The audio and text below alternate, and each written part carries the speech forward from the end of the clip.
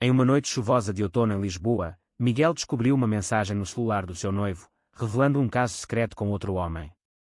Em vez de confrontá-lo imediatamente, ele decidiu segui-lo até um bar escondido no Bairro Alto, onde viu o beijo que confirmava tudo. Mas o que Miguel não esperava era que o amante fosse o seu próprio irmão mais novo, Tiago, levando a uma explosão familiar que destruiria anos de segredos e mentiras. Miguel sentiu o coração apertar como se uma mão invisível o esmagasse. Ele havia pegado o telefone de João por acidente, enquanto procurava o seu próprio, e ali estava: mal posso esperar para te ver de novo, amor. Beijos, T. O T poderia ser qualquer um, mas o instinto de Miguel gritava que algo estava errado. Ele não disse nada naquela noite, fingindo um sorriso durante o jantar, mas no dia seguinte, seguiu João até o bar. A chuva batia forte nas calçadas de pedra, e o ar cheirava a umidade e tabaco. Dentro do estabelecimento escuro, iluminado por lâmpadas amareladas, ele viu João encostado no balcão, rindo com alguém. Quando o outro homem se virou, Miguel congelou. Era Tiago, seu irmão de 25 anos, que ele sempre protegeu como se fosse um filho. Tiago, com seu jeito impulsivo e rebelde, sempre foi o oposto de Miguel. Enquanto Miguel construía uma vida estável como professor de História na Universidade de Lisboa, Tiago vagava entre empregos temporários, vivendo de festas e aventuras.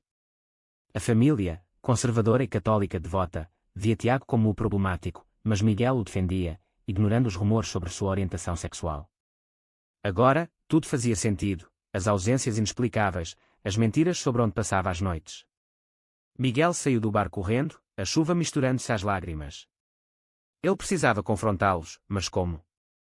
Revelar isso significaria expor não só o adultério de João, mas também a homossexualidade de Tiago, que a família nunca aceitaria. De volta ao apartamento que dividia com João, Miguel esperou. Horas se passaram, e quando João chegou, cheirando a álcool e perfume alheio, Miguel explodiu. Quem é T? E não minta para mim. João empalideceu, tentando negar, mas Miguel mostrou a mensagem. A discussão escalou rapidamente, com João admitindo o caso, mas implorando perdão. Foi um erro, Miguel. Eu te amo, mas Tiago. Ele é diferente. Ele me entende de um jeito que você não. Aquelas palavras foram como uma facada. Miguel, que havia sacrificado tanto pela relação, inclusive mentindo para a família sobre ser solteiro dedicado ao trabalho, sentiu o mundo desabar. Ele expulsou João naquela noite, mas o pior ainda estava por vir: contar para Tiago. No dia seguinte, Miguel marcou um encontro com o irmão em um café no Chiado. Tiago chegou atrasado, como sempre, com um sorriso despreocupado.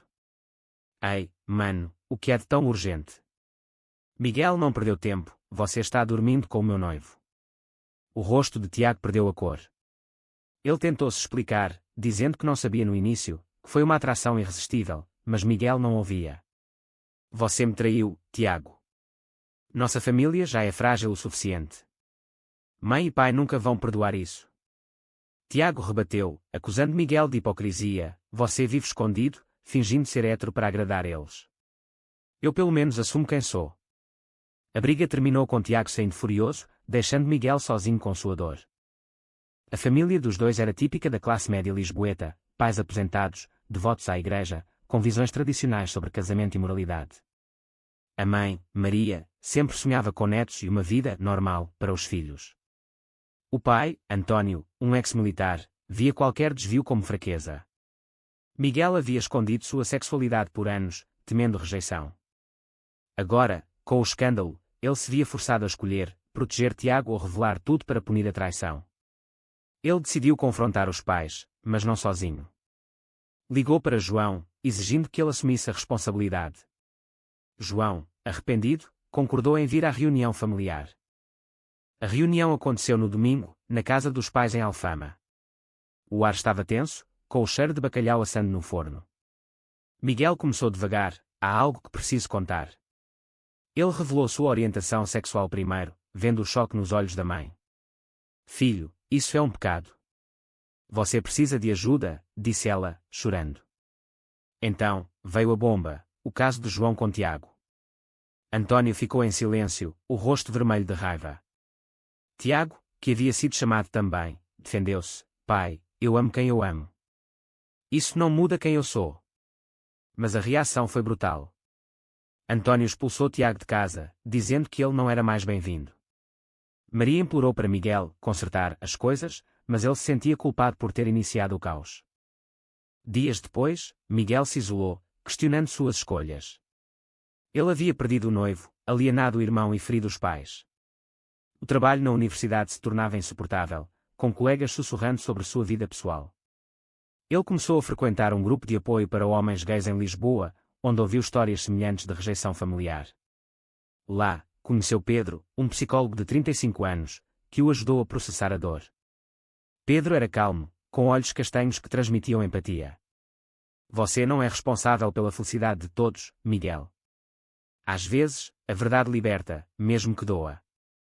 Enquanto isso, Tiago se afundava em autodestruição. Morando com amigos, ele bebia excessivamente e ignorava ligações da família. João tentava reconquistar Miguel, mas era Tiago quem ele realmente queria. Em uma noite, Tiago confrontou João em um parque: "Você destruiu minha vida." "Por quê?" João admitiu: "Eu estava confuso. Amo vocês dois, de formas diferentes." Tiago, furioso, terminou tudo, mas o dano estava feito. Ele se sentia traído por todos, inclusive por si mesmo. Miguel, impulsionado pelas conversas com Pedro, decidiu tentar reconciliar a família. Ele visitou os pais sozinho, explicando que sua sexualidade não era uma escolha, mas parte de quem ele era. "Eu ainda sou o filho que vocês criaram." Maria, aos poucos, começou a ouvir, influenciada por programas de TV sobre direitos LGBT. Antônio resistia, mas via a dor no rosto do filho. Foi um processo lento, cheio de argumentos e lágrimas. Tiago, por outro lado, enfrentava o mundo sozinho. Ele encontrou um emprego como barista em um café no Cais do Sodré, tentando reconstruir sua vida. Mas as noites eram longas, preenchidas por memórias do beijo com João e da briga com Miguel. Ele se questionava: valia a pena trair o irmão por uma paixão passageira? A sociedade portuguesa, embora progressista em leis, com casamento gay legalizado desde 2010, ainda carregava preconceitos em famílias tradicionais. Tiago sentia isso na pele, com olhares julgadores de clientes que o viam como o gay efeminado. Miguel continuou frequentando o grupo de apoio, onde Pedro se tornava uma presença constante. Em uma sessão, Pedro compartilhou sua própria história. Rejeitado pela família aos 20 anos, ele havia construído uma nova vida, ajudando outros. "A dor nos molda, mas não nos define", disse ele. Miguel se sentiu atraído por essa resiliência. Eles começaram a se encontrar fora do grupo, caminhando pelas ruas de Lisboa, discutindo literatura e vida. Pedro era divorciado de um casamento heteroforçado pela pressão familiar, e agora vivia abertamente gay. "Eu paguei o preço da mentira." "Não faça o mesmo", aconselhou. Enquanto isso, João tentava se redimir. Ele ligava para Miguel diariamente, pedindo perdão. "Eu errei, mas podemos consertar."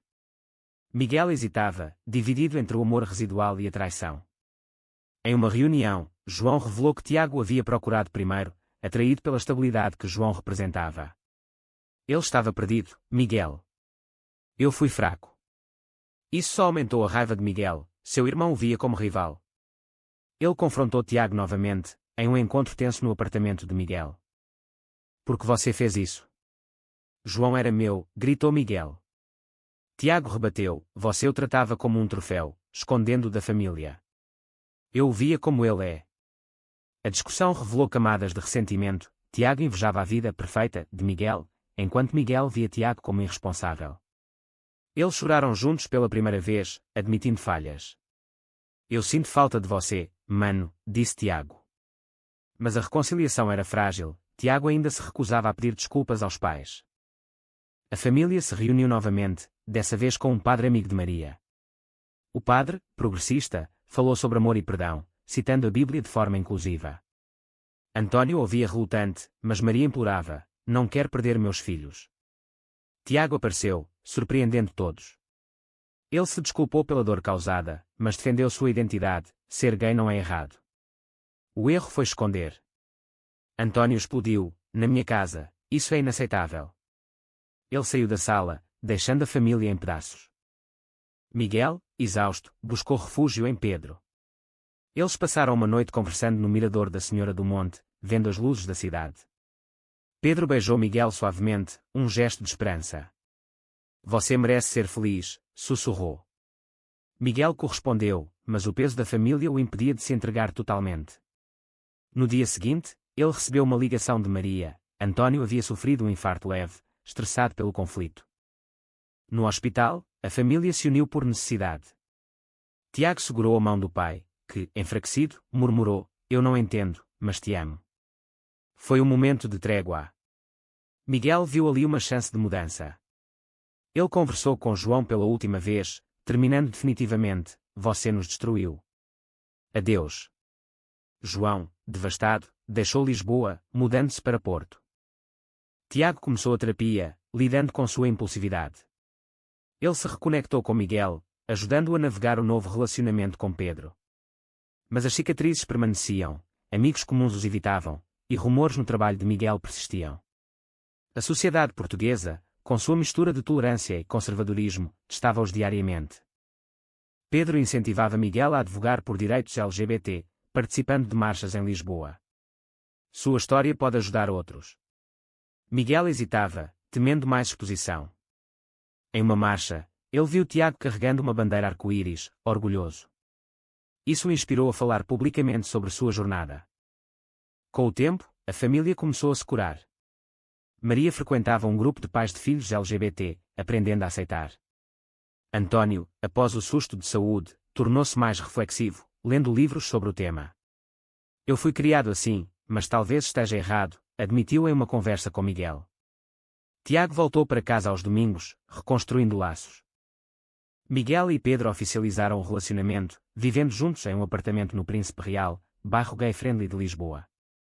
Pedro ajudava Miguel a lidar com a culpa residual pela traição de Tiago. Perdão não significa esquecer, mas seguir em frente. Eles viajaram para o Alentejo, escapando da cidade, onde Miguel refletiu sobre suas escolhas.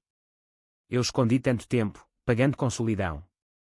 Tiago encontrou um novo amor, um artista chamado Luís, de 27 anos, que o incentivava a ser autêntico.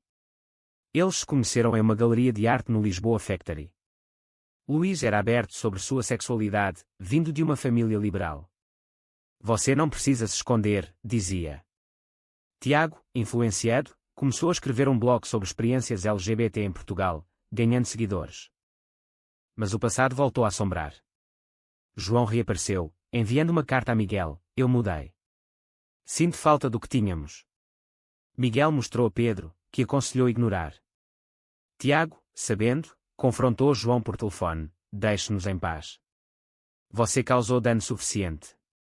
João insistiu, revelando que estava em terapia e queria se desculpar pessoalmente. A reunião aconteceu em um restaurante neutro. João parecia mudado, mais humilde. "Eu traí vocês dois por confusão interna. Desculpem." Miguel ouviu, mas não perdoou totalmente. "O dano está feito." Tiago foi mais duro: "Você usou nossa vulnerabilidade." João saiu cabisbaixo, prometendo não voltar. Esse encontro reabriu feridas.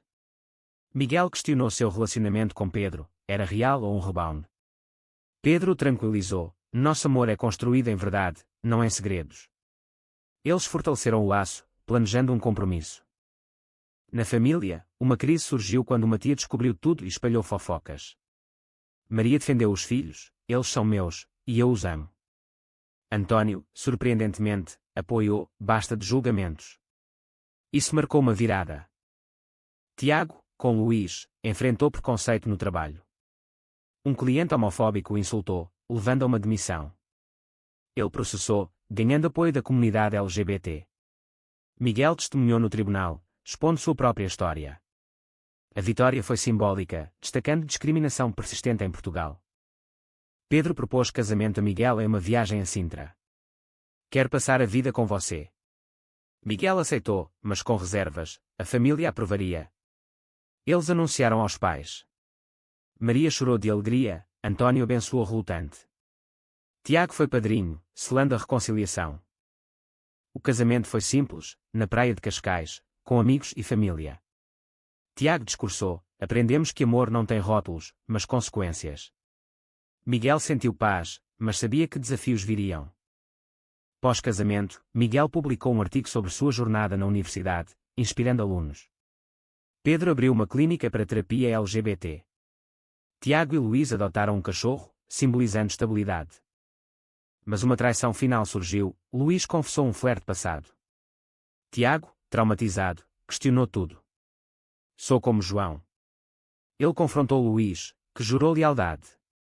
Tiago perdoou, mas o incidente o fez refletir sobre ciclos de traição. Miguel apoiou o irmão. Não repita meus erros. Comunique. A família se uniu novamente, discutindo abertamente. Em uma conferência LGBT em Lisboa, Miguel falou sobre pressão social. Escondermos nos destrói. Ele ganhou aplausos, mas enfrentou críticas online de conservadores. Tiago lançou um livro baseado em seu blog, expondo histórias reais. Isso atraiu atenção, mas também ameaças. Ele persistiu, com o apoio de Luís. Pedro e Miguel enfrentaram infertilidade ao tentar a adoção. A burocracia portuguesa testava-os, mas eles perseveraram.